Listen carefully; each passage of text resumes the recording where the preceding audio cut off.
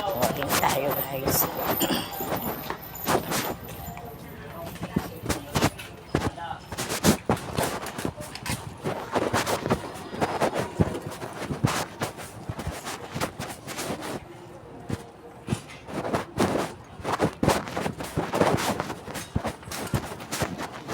Yan guys, andito tayo kayo sa boardwalk. Ito ko. Alam ganong tao, pero okay na. Alam ganong tao ngayon. Kaya, okay lang naman. Lalakad-lakad tayo.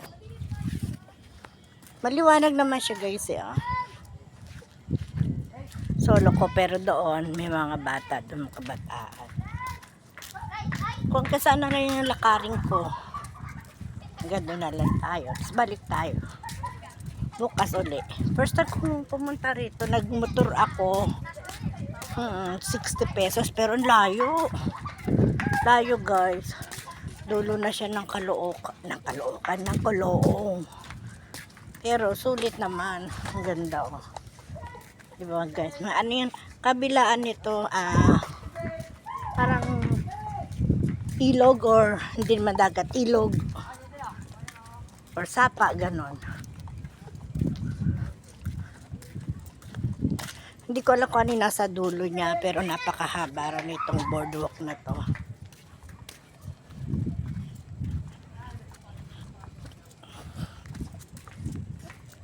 May lagusan din naman daw dito kung saan mo gustong malay mo sa Tagalog.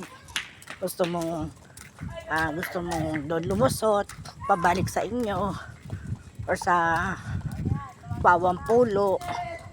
Pero yung mga yun hindi ko nang kasi alam yun. Kaya hindi na ako sa shortcut doon. Pag napagod na ako dito kakalak.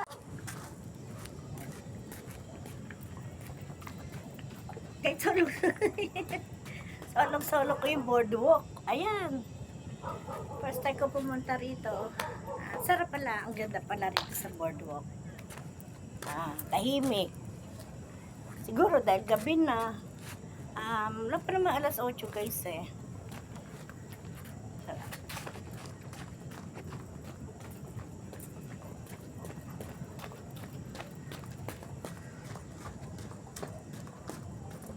Pero babalik na ako. Wala akong kasama na maglakad. Pero hindi naman delikado rito eh.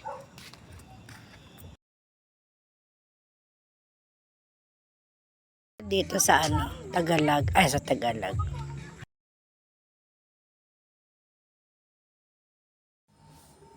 Hi guys! Andito na ako sa bahay. So, today is February 13, 2025 and day 5 ng pa-challenge sa Sir Mike and challenge accepted. Hindi man ako masyado naka-walking ngayon.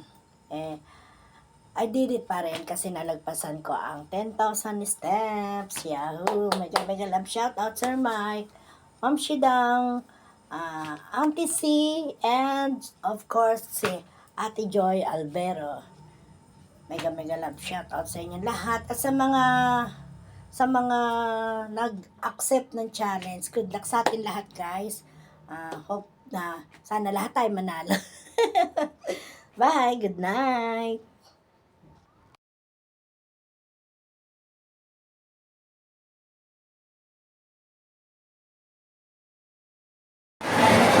Yan guys, sana busing ko lang to, magkano lang. Natuwa lang ako. Kakalakad ko, ayan, nakakita ko ng palaruan. Game set.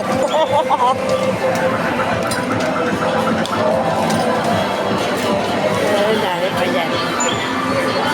Nasa amusement ako. Ay pala, may lumabas na. Hindi ko alam.